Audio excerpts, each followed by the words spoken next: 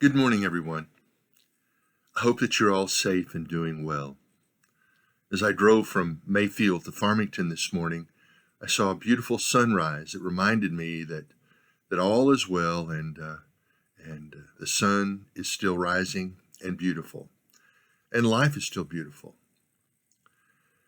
It is Mother's Day.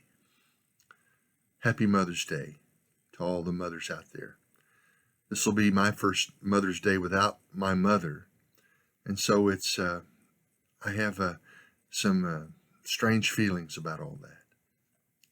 But I don't want to talk about mothers this morning. I want to talk about Jesus. I want to talk about the three crosses that were on Calvary. The Apostle Paul said in 1 Corinthians chapter 1, verses 18 and 19, "For the message of the cross is foolishness to those who are perishing, but to those of us who are being saved, it is the power of God. For it is written," and then he references Isaiah chapter 29, verse 14, "I will destroy the wisdom of the wise, and the intelligence of the intelligent I will frustrate." What he's saying is that people often think that they are so wise and so intelligent, but man's wisdom and intelligence often thinks that the cross is foolishness. Now, this has always been the case, but we can see it today.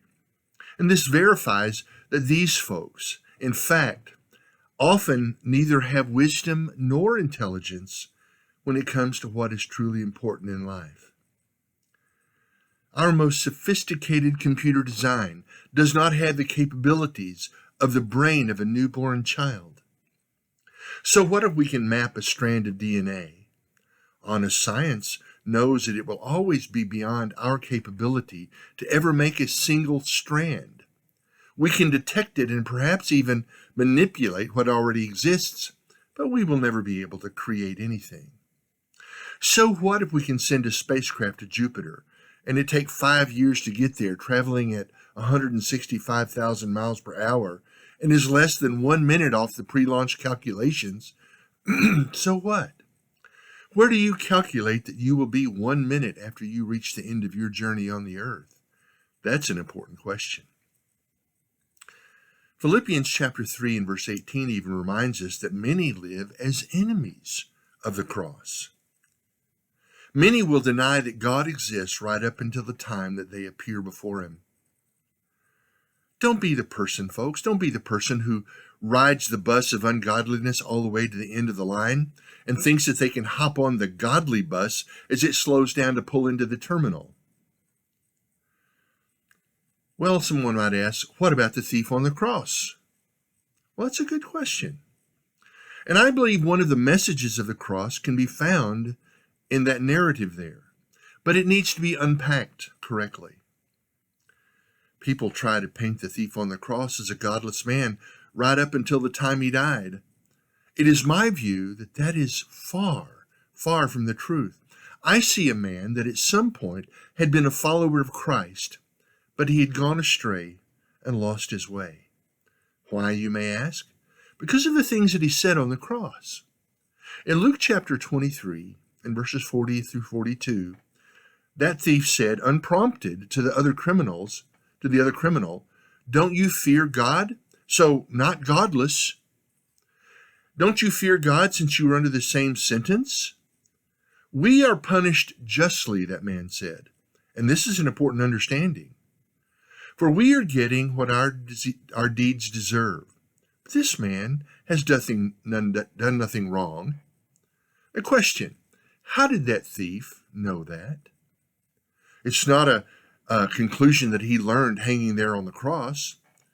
He didn't say, "I've heard that he did nothing wrong." Then he said Jesus, and he knew Jesus' first name and felt that he could use it. "Remember me," he said, "when you come into your kingdom." Now think about that for just a moment, folks. What he just said there is a messianic understanding of who Jesus truly was and what he truly came to do. And some of Jesus' own disciples didn't seem to grasp that, at least not at that time. How could this man know that Jesus is still going to establish a kingdom on the earth, even though he's about to die. No, folks. This is no common criminal. There is something he already confidently believed about Jesus, something that was already in his heart. He's not switching buses at the end of the route. He's getting back on the bus that he had been on before. And if you feel I'm wrong, okay, I might be. But tell me how you came to your conclusions about this thief. So let me suggest another message of the cross in all of that. Right here on Calvary's hill, there are 3 crosses, with the Lord hanging in the middle. It seems to me that 2 hearts here are being contrasted. I don't believe that this narrative and what we learn here is a coincidence. One heart clings to darkness all the way to the bitter end, and the other, likely a heart of a stumbling but repentant faith, is there as well. And though I'm not a criminal, folks, stumbling and imperfect, that pretty well describes me too. How about you? When this repentant man turned his attention from his own cross to the cross of Christ, and he put his faith and confidence in the one hanging on that cross in the middle, mercy was extended from the cross of Christ to his.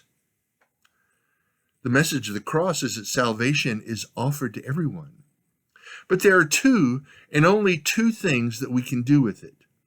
There is no third option because there isn't a 4th cross, at least not in the way I'm dealing with it this morning. We either accept the cross of Christ or we reject it. We are either on the right or we are on the left. We cannot be in the middle because that cross is only for Christ.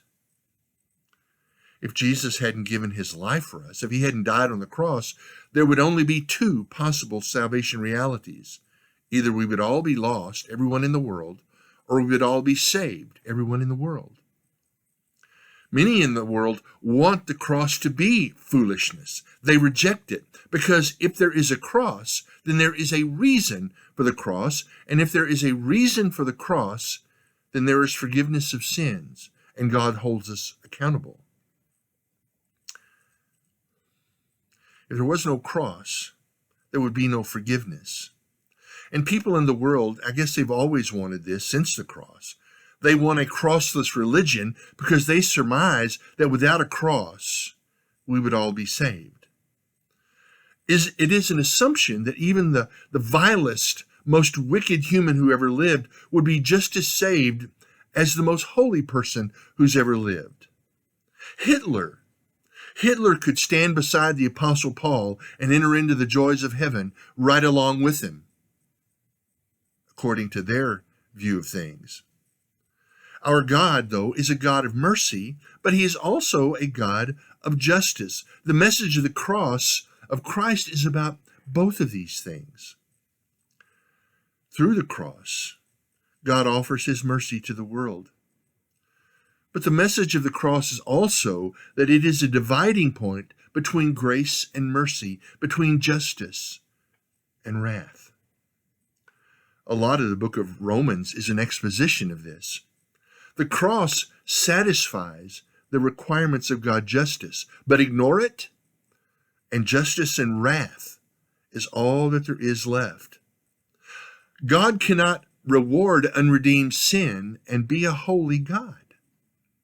Paul said to the Roman church in Romans chapter 1, verses 16 and 17, he said, I'm not ashamed of the gospel of Christ, that is to say, the message of the cross. I'm not ashamed of it because it is the power of God that brings salvation to everyone who believes, first to the Jew and then to the Gentile. It would begin in Jerusalem and go from there to the entire world. He says there in verse 27, For in the gospel the righteousness of God is revealed, a righteousness that is by faith from first to last, just as it is written, the righteous will live by faith.